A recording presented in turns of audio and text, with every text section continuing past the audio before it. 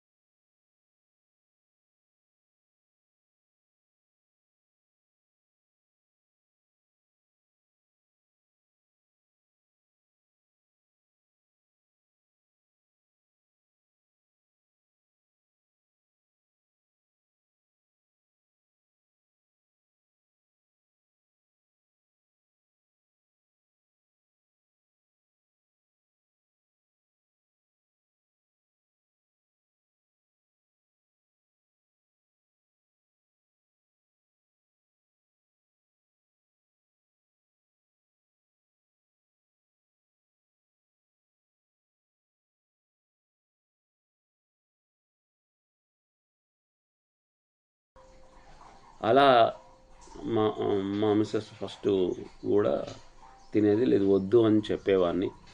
దమ్మున ఇంకోటి ఏంటంటే మా మిసెస్కి ఇట్లా నువ్వు తెస్తా అని అది చేస్తా అన్నా కానీ చాలా కోపం వచ్చేది. అయితే ఈ ధ్యానంలోకి వచ్చిన తర్వాత నాకు అయితే ఏమైతే స్టార్టింగ్లో నేను ధ్యానంలోకి వచ్చిన తర్వాత మీకు తినాలని ఉందా, చెయ్యి ఒకటి ఘోషిస్తాం, వండుకొని తినురి అని ఆ కోపం వచ్చేది. అంటే నాకు అది అంటేనే నాకు ఎవరు ఇంట్లో ఎవరైనా అని చాలా కోపం వచ్చేది. తర్వాత లేదు తినవద్దు బాగుండదు అని చెప్పి ఆవిడని మెల్లగా లేదు నువ్వు తినకు, ఎందుకంటే మళ్ళీ నాకు నచ్చలేదు అది. నేను నేను నేను తినాలి కాబట్టి, నువ్వు వండుతున్నావు కాబట్టి అది వద్దు అంటే మామూలుగా అయితే మనకు మామూలుగా మనం ఏమనుకుంటున్నామంటే మేము బలిస్తలేం కదా అండి. తినేవాడు లేకపోతే కట్ చేసేవాడు కూడా బంద్ చేస్తాడు కదా, వాడు వేరే బిజినెస్ పెట్టుకుంటాడు. కాబట్టి నీ అహింస అనేది మహాపాపము. ఇంకొకటి ఏంటంటే మనకి రోగాలు కూడా, ఈ చిన్న చిన్న రోగాలు మన చిన్న చిన్న పాపాలు, చిన్న చిన్న రోగాలు, పెద్ద పెద్ద పాపాలు, పెద్ద పెద్ద రోగాలని సార్ కూడా చెప్తాడు. కాబట్టి మనము ఈ మాంసాహారం అనేది ఎప్పుడైతే నేను బంద్ చేశానో అప్పుడు నేను చాలా బాగుంది. ఇంకొకటి ఏంటంటే ప్రశాంతంగా కూడా ఉంది, టెన్షన్స్ లేవు, ఏం లేవు.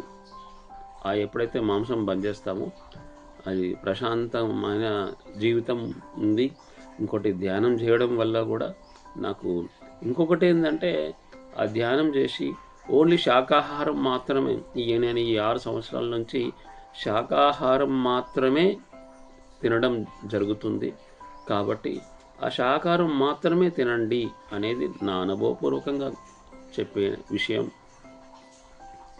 ఆ తర్వాత ఇంకొకటి ఏంటంటే మళ్ళీ మామూలుగా ఏంటంటే చూడండి, అది పులి మాత్రమే మాంసాహారం తింటుంది, మానవుడికి లేదు. మాధవుడు యాక్చువల్గా మన లోపల ఉన్నది పరమాత్మ, అందరిలో ఉన్నది పరమాత్మే. కానీ మనకు ఒక బుద్ధి ఇచ్చిండు, మన లోపల ఏది తినాలి ఏది తినొద్దు అనేది మనకు భగవంతుడు ఇచ్చిన ఆ జ్ఞానం. కాబట్టి అది ఆ హింస అనేది ఒక జీవిని హింసించి తినడం అనేది మహాపాపం అండి. ఇంకొకటి ఏంటంటే మీరు అది చేయడం వల్ల కూడా మీకు అనవసరమైన అడ్డంకులు వస్తుంటాయి, మీకు అనవసరమైన అడ్డంకులు వస్తుంటాయి, మీరు చేసే పనులలో కూడా అడ్డంకులు వస్తుంటాయి. ఇంకొకటి మీరు సక్సెస్ కావడానికి కూడా చాలా అడ్డంకులు వస్తుంటాయి. ఎందుకంటే ఒకరిని పాపం చేస్తే అది ఊరుకుంటుందా? ఇప్పుడు మిమ్మల్ని ఎవరైనా కొట్టారనుకోండి, కొడితేనే ఊరుకోలేరు, చంపడం అనేది ఎంతవరకు కరెక్ట్ అనేది నా ఉద్దేశం. అనేది ఇప్పుడు ఎంత కోపం వస్తుంది, నువ్వు ఆత్మస్థితిలోకి వెళ్ళి ఆ ఆత్మ నీకు అది ఘోషించి అది నీకు అడ్డంగా ఉండి పైలోకాలకి వెళ్ళకుండా ఇక్కడే ఉండి వాళ్ళ ఇంట్లో తిరుక్కుంటూ మీ ఇంట్లో కూడా అది కొట్లాటలు పెట్టి రోగాలు పెట్టి పెట్టి మిమ్మల్ని హింసిస్తుంది అనేది నా ఉద్దేశం. అందుకనే గురువుగారు ఏంటంటే ప్రతి ఒక్కరూ కూడా, అందుకనే ప్రపంచం మొత్తం హింసా చూడో హంస పకడో అని చెప్పి సార్ చెప్పాడు. కాబట్టి హింస మహాపాపం. అందుకనే గుడ్డుతో సహా మాంసం కానీ అది కానీ తినకుండా మీరు కావాలంటే చూడండి, శాకాహారం చేయండి, శాకాహారం. ఇంకోటి ఏంటంటే ఈ తినడం అనేది టేస్ట్ కోసమే. ఈ తిన్న తర్వాత మన బాడీలోకి వెళ్ళి శక్తినిస్తుంది. ఎప్పుడైతే ధ్యానం చేస్తామో మనకు ప్రాణాయామం, ప్రత్యాహారం, నిత్య వివేకం ఆదిశంకరాచార్య చెప్పాడు. ప్రాణాయామం, ప్రత్యాహారం, నిత్య వివేకం, కురు అవధానం, మహా అవధానం. అంటే ప్రాణాయామం అంటే శ్వాస మీద ధ్యాస, చాలా ఈజీ అండి. ఇది శ్వాస మీద ధ్యాస పెట్టి మీ ఏజ్ ఎంత ఉందో అన్ని నిమిషాలు 24 గంటలలో ఎప్పుడైతే శ్వాస మీద ధ్యాస పెట్టి మీరు ప్రాణాయామం చేసుకుంటూ ప్రత్యాహారం, బయట ఉన్న శక్తి మీకు లోపలికి వస్తుంది. ఎప్పుడైతే మన మనసు మన అధీనంలోకి వస్తుందో, ప్రజెంట్ ఉంటామో, అప్పుడు మనకు లోపలికి వచ్చి మన లోపల ఉన్న ఎప్పుడు ఆ శక్తి, కాస్మిక్ ఎనర్జీ లోపల అనంతమైన శక్తి వస్తుంది. ఫుడ్ ఒక్కటే కాదు, ఫస్ట్ ఇది శ్వాస మీద ధ్యాస ఎప్పుడైతే ప్రాణాయామం చేసినప్పుడు శక్తి వస్తుంది. ఆ శక్తి మన లోపలకి వచ్చి మనని నడిపిస్తుంది. ఆ శక్తి వల్లనే మనం నడుస్తున్నాము, ఫుడ్ వల్ల. అది నోటి టేస్ట్, ఇది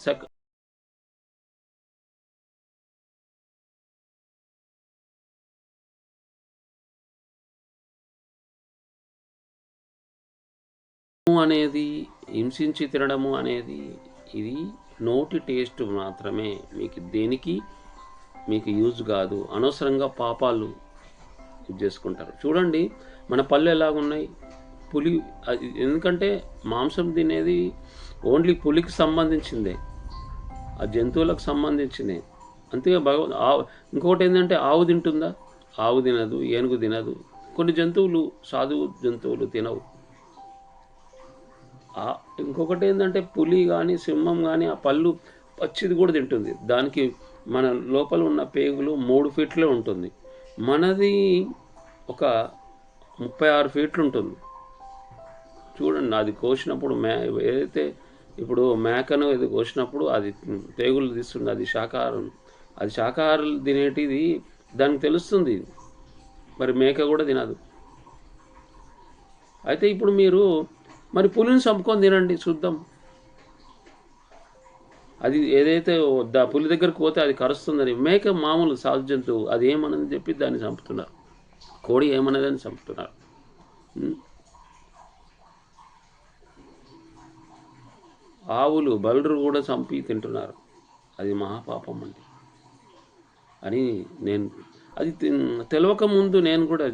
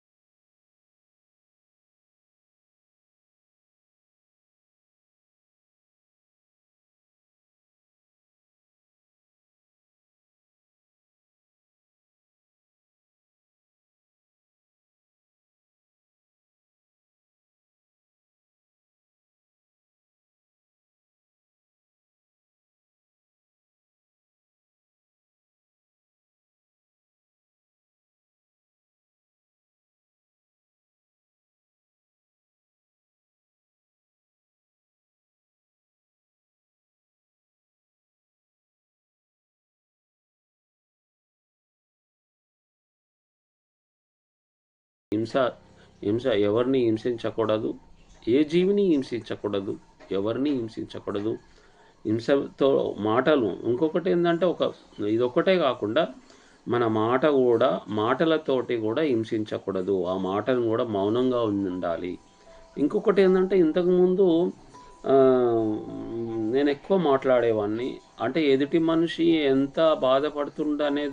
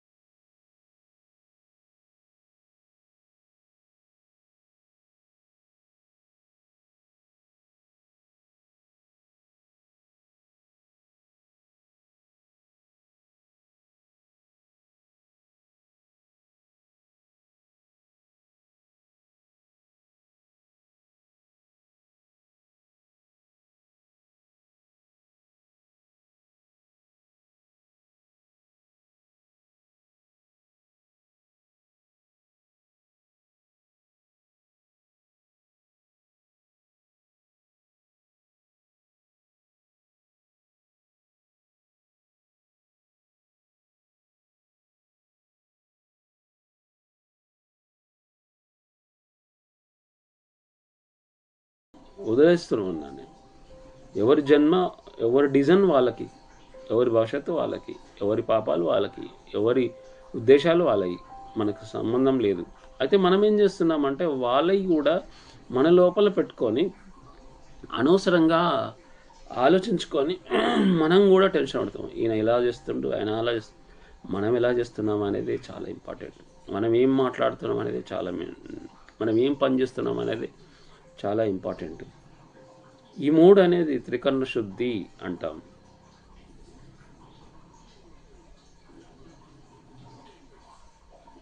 కాబట్టి హింస చూడు, హంస పకడు. మీరు కావాలంటే చేసి చూడండి, ధ్యానం చేయండి.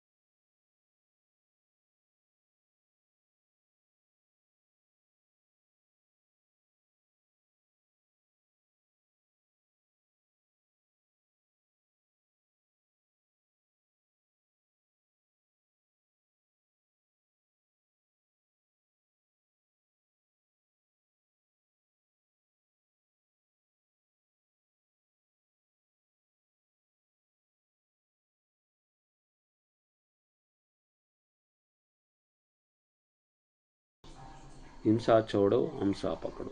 పత్రిసారు చెప్పింది.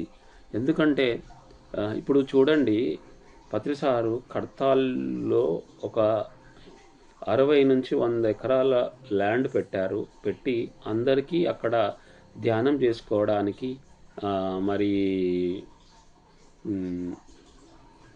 అక్కడ ఉండి అక్కడ అకామిడేషను, అక్కడ ఫుడ్ అవన్నీ ఫ్రీగా చేస్తున్నారు. ఇప్పుడు మామూలుగా మనం ఇల్లు ఉంది, మన ఇంట్లో ఒక ఇల్లు కడతాం. ఆ ఇల్లు కట్టిన తర్వాత ఎన్ని రోజులు ఉంటావు?